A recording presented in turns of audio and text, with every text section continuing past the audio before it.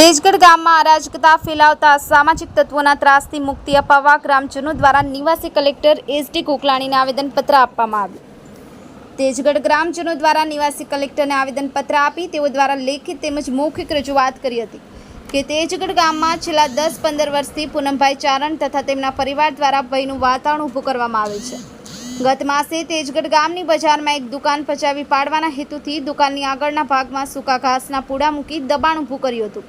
દુકાન માલિકોને ઘાસના પૂડા હટાવવાની કોશિશ કરતા તેમની જોડે તેમના પરિવારના સભ્યો દ્વારા મારામારી કરી ઘાસના પૂડા સળગાવી દુકાનો સળગાવવાના પણ પ્રયત્ન કર્યો હતો।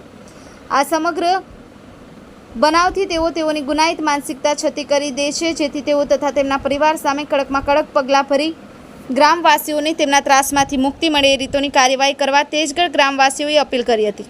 આ પ્રસંગે તેજગઢ ગામના તમામ કોમના લોકોએ પોતાના ધંધા રોજગાર સ્વયંભૂ બંધ રાખી જિલ્લા સેવા સદન ખાતે જિલ્લા કલેક્ટરની રજૂઆત કરવા મોટી સંખ્યામાં ઉપસ્થિત રહ્યા હતા। સંવાદદાતા સહિત સોમરા, યલગા ન્યૂઝ ગુજરાતી, છોટાઉદેપુર।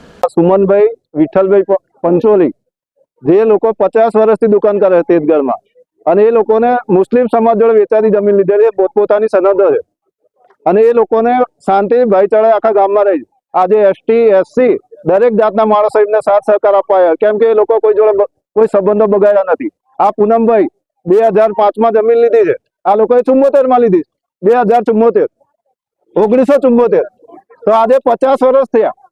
તો આ લોકોને કેવી રીતે ભાઈને જમીન મળી? ભાઈ 1915માં આપણે 5માં લીધી જમીન, તો આ લોકોએ 50 વર્ષ પહેલી એ ભાઈએ જમીન લીધી ને ખબર નથી કે આ જમીન કોની છે, વેચાતી? એ ભાઈ કેટલા રૂપિયા આપ્યા આ જમીનના એ બી તપાસ કરો। આ પૂનમભાઈ ભરવાડ એ માથાભારા માણસ છે, ઉદયપુરમાં એની ઘણી બધી ફરિયાદો ગામમાં અમને એટલા બધા વિખવાદ ઉભા કરે। અમારા ગામમાં દરેક જાતિ ભેગી રહી છે, કોઈ ઝઘડો નથી અમારા ગામમાં। અને આ માણસ શું કહે છે, આ જગ્યા મારી, પેલી જગ્યા મારી, તલાવની પાર મારી, તો એની તલાવની પાર કેવી રીતે આવી?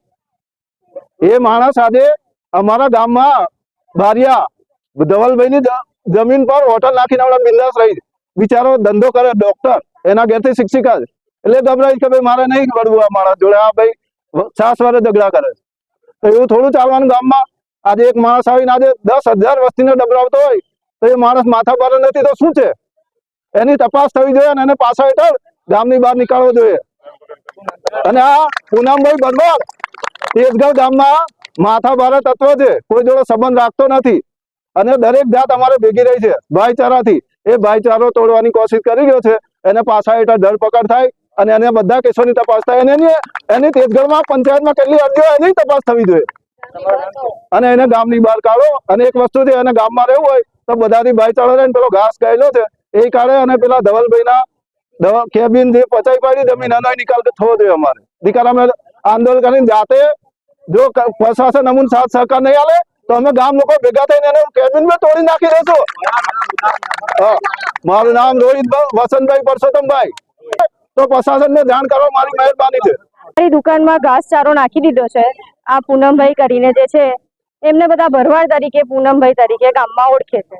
અમારી દુકાનમાં એમને ઘાસચારો નાખી દીધો છે, ટ્રેક્ટરના સાધનો મૂકી દીધા છે। ચાલુ દુકાનમાં એવી ધમકી આપી કે દુકાન ખાલી કરી જાઓ, મારે મારો સામાન મૂકવો છે, પણ દુકાન અમારી છે તો અમે કેમ ખાલી કરીએ? પણ તો પણ એમને ઘાસચારો ને બધું નાખી દીધું છે। જ્યારે અમે કાઢવા જઈએ છે તો અમને બધાને મારામારી કરે છે, કેરોસીન છાંટીને, મારી પર છાંટીને, દુકાન પર ઘાસ પર છાંટીને એવું કહે છે મને તમને બાળી નાખીશું, દાગ ધમકી આપીને બધાને એમ કે મારી જગ્યા છે, પણ જગ્યા તો અમારી છે, અમે વર્ષોથી કરતા આવ્યા છે, તો જગ્યા અમારી છે।